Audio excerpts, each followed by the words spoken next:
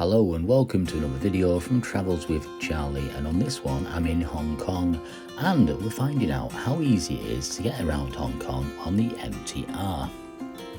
And I found it really easy, although some of these stations are really big, so if you're going to one of the tourist attractions, always find out which is the best exit, because they're almost like little cities, some of these stations. And I downloaded these two apps. The one on the left, the MTR Hong Kong Metro app, was really good because you could put in where you were going and it would tell you what lines to take. It also showed you a map.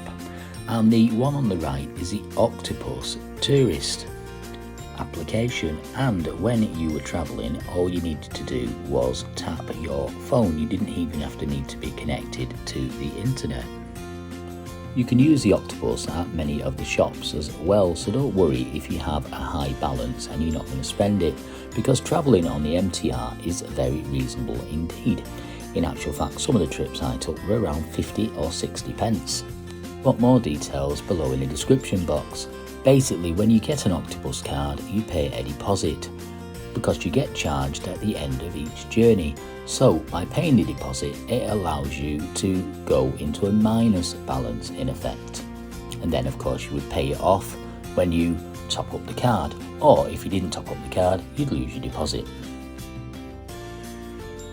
Now, the MTR was established in 1975 and the first line opened in October of 1979, and it's grown from there, and it's very good. I was very impressed with it indeed, although very busy, so very popular at nearly all times during the day. Now, the app does have a map on it, an interactive map, so it shows you how to get around Hong Kong and where you need to get from. This also runs to the airport, so you can get this directly from the airport to the city itself. I was staying near the university, so I was quite away from the city centre, although I managed to find my way quite easily. And there's the map of the whole of the network. I must have travelled on most of these lines during the week, and I like this bit of information at the side because this is all the tourist attractions and how to get there. And please do note the exit numbers, so exit A number 3 or exit B number 3, because these are very important, because these stations, some of them are really big, and if you're not careful you can come out and get a little bit lost. So do take a note of these places. These are displayed in nearly all of the stations, so it is fairly easy to find your way around Hong Kong. And I visited many of these places, and we have videos on the channel right now, so don't forget to check them out if of course you want to. And if you want to, you can of course subscribe and leave a comment below. How did you find getting around Hong Kong? Now, I did go on some of the buses as well, although I wasn't as confident on the buses as I was on these. The information is great, the trains are very regular, and it is so easy to get around.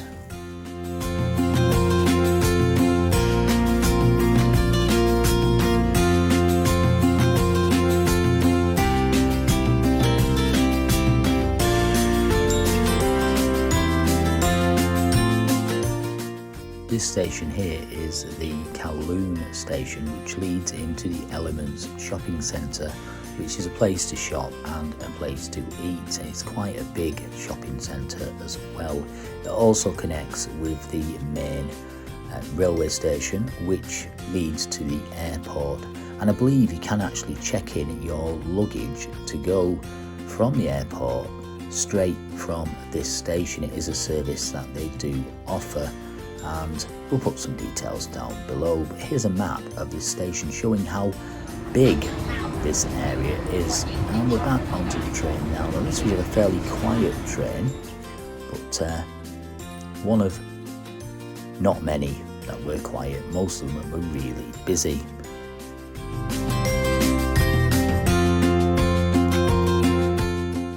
$5 million trips a week are made on the MTR, and there are 93 different stations over the area.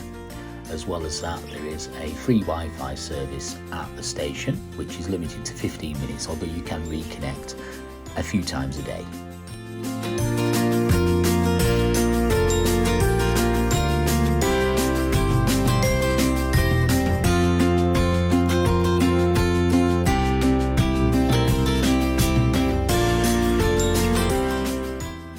Got to say, the highlight of my trip was travelling around on the MTR. I found it really good, and a lot of places where you get off you can then explore different places and different markets, and we've explored many of them on the videos which are on the channel right now if you want to check that out.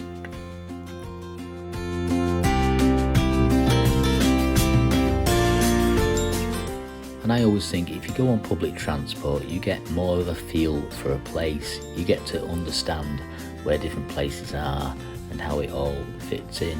And many of these stations also have an interchange with bus services as well.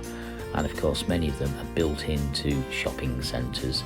And if it's one thing Hong Kong is good for, that is for shopping. So in the question, is it easy to get around Hong Kong on the MTR? Well, the answer is most definitely yes, it is.